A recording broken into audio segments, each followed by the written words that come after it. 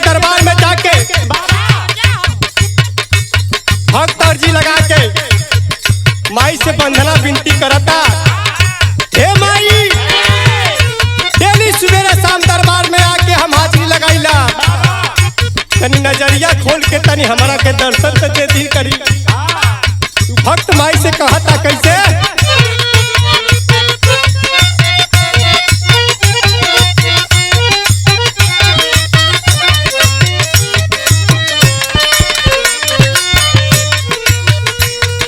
माई हर पाली माई फेरा भगतन पे हो नजरिया, हे मायरिया हमारी ना।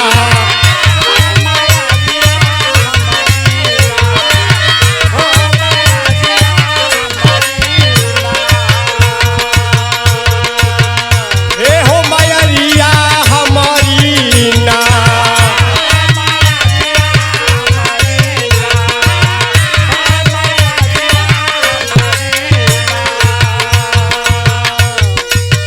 भक्त बाटे एकदम नरिया, हो मायरिया हमारी ना।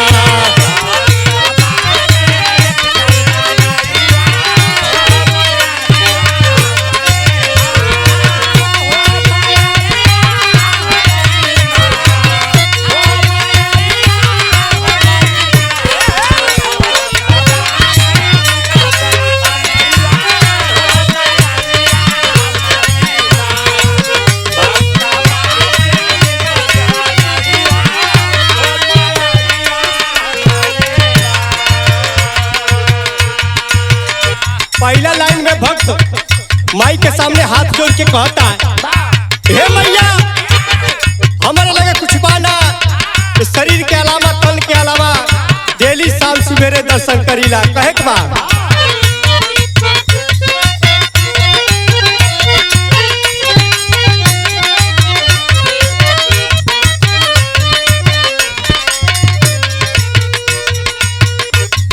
आल्हा चढ़ावे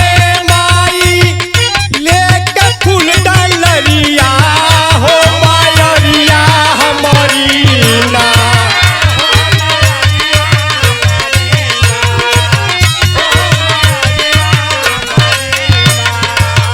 हे मायरिया हमारी ना।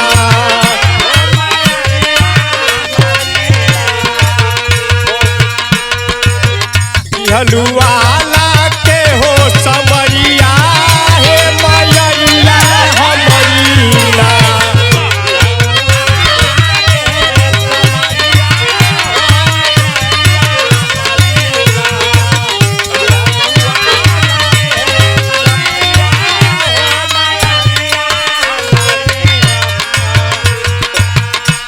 एक बात और कलश जाके भगवान के दरबार में माई के दरबार में ये बात कलश,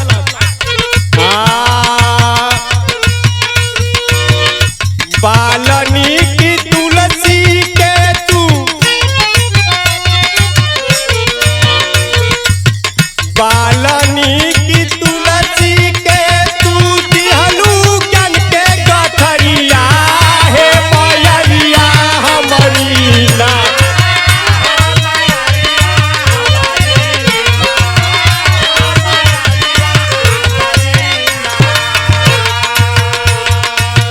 हे मायरिया हमारी ना।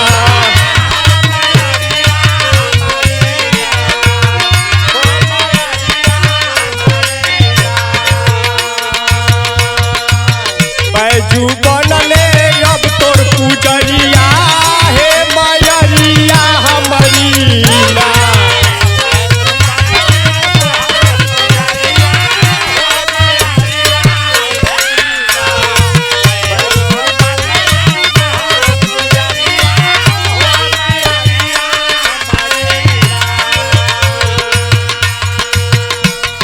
कैसे के आई है मैया, चलत में पैर हमार पिरा जाला, पैर दुखा जाला, बड़ा ऊंचे विराजमान मालूम है मैया, तू ही आ जाए, तू बहुत कृपा करती है मैया।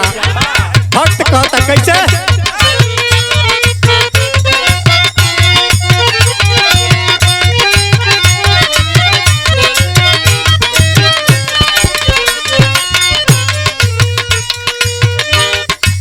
जबा पहरिया मैया कठिन डहरिया हे मैया हमारी ना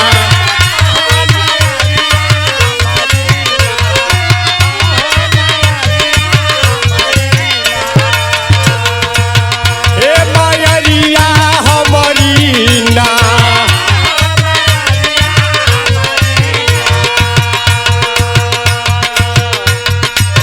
फेरी द पगला पे नजरिया हे मैया हे फेरी द